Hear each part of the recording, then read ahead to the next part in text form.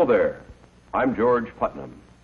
I'd like to begin with a fact, a simple yet shocking fact. It is this: a flood tide of filth is engulfing our country in the form of newsstand obscenity and is threatening to pervert an entire generation of our American children.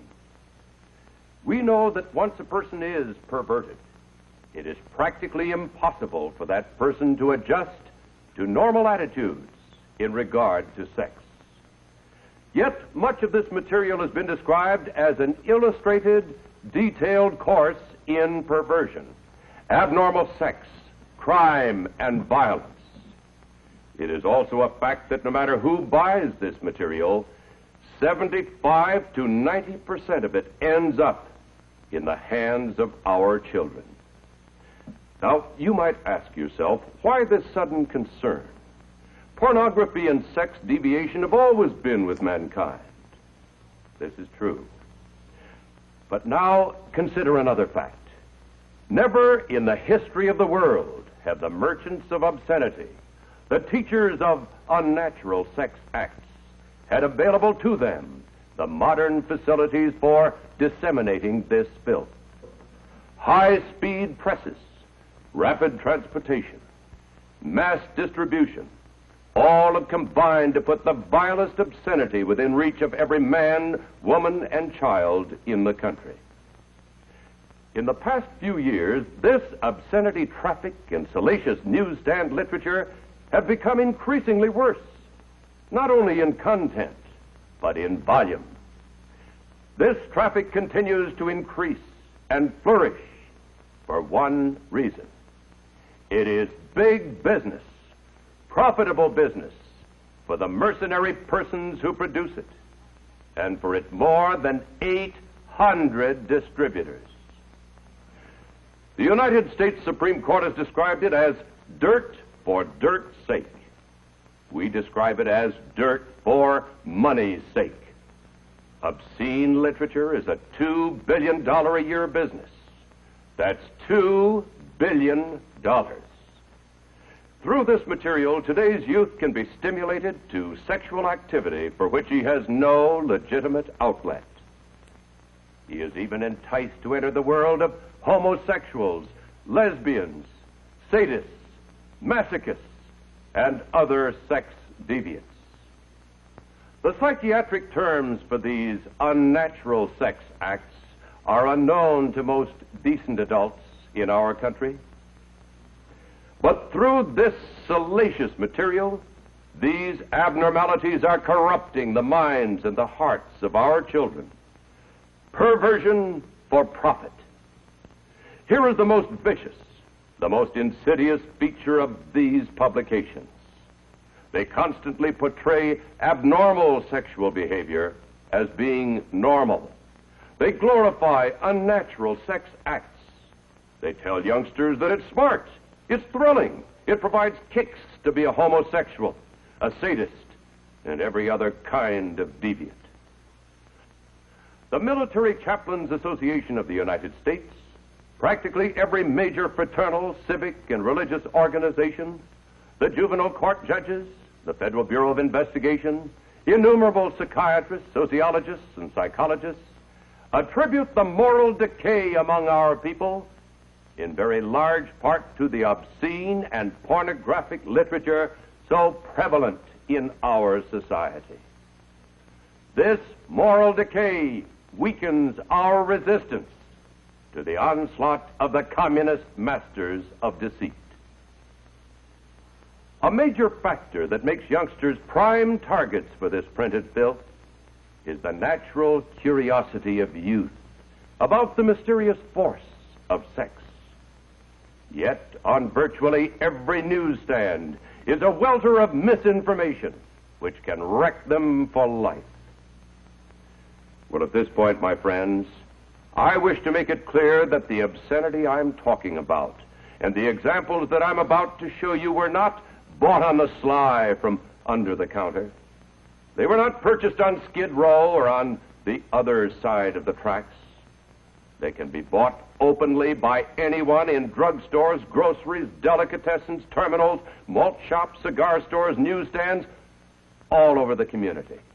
They can be purchased by children, whether in a small town like McAllen and the Rio Grande, or in Chicago, New York, or Los Angeles. A prime example of one major category are the so-called girly magazines, which sell over 15 million copies a month. These highly colorful magazines picture stark nudity on slick paper.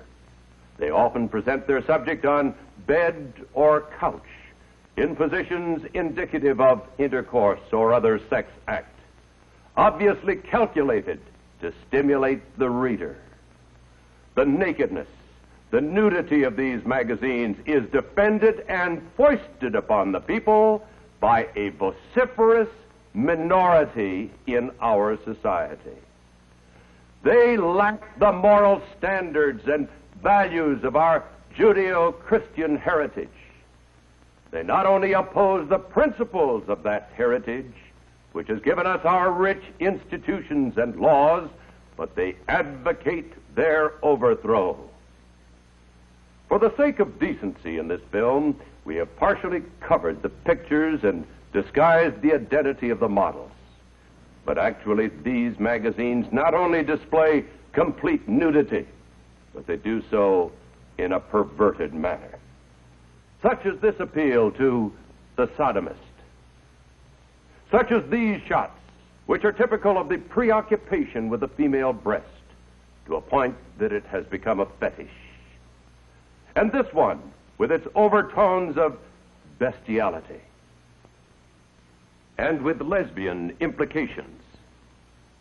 Another important problem common to these publications is the dwelling upon teenage participation in wild, flagrant abuses of the God-given gift of sex. This is amply depicted by the pose of this obviously young girl, her clothes in the disarray of sexual activity, with the stimulus of alcohol indicated by the tumbler placed on her thigh. And again, the breast fetish. Note the sensual expression alluded to by Dr. Sorokin, the renowned Harvard sociologist, as being the hallmark of so much of contemporary photography. And then we come to nudist magazines. If they were printed only for the nudist cult, they would never exist. Their circulation would not support the cost of printing. These total exposures are not of nudists in some instances, but rather of paid professional models. Group exposure is a hallmark of these cultists. However, it's been well stated that very few blind people join the nudist colonies. This mixture of male and female with total anatomical detail is typical of these magazines. A young boy in Philadelphia raped and killed a 5-year-old girl. And while he was testifying that he had been stimulated to this heinous crime by reading a nudist magazine, a federal court judge in Washington was granting to that very same publication a second-class mailing permit. And then we come to a terribly sad indictment of our society, the so-called physique group of publications. These magazines with a homosexual viewpoint and poses are often not understood by many youngsters who take them as instruction of body development. But psychiatrists believe that prolonged exposure of even the normal male adult to this type of publication, though he may not be aware of its true nature, will nevertheless pervert. Think then of the consequences to the inexperienced youth who, in purchasing and studying this material, becomes a pawn for these misfits, these homosexuals, who have a slogan that betrays the evil of the breed. Today's conquest, they say, is tomorrow's competition. See the tender age at which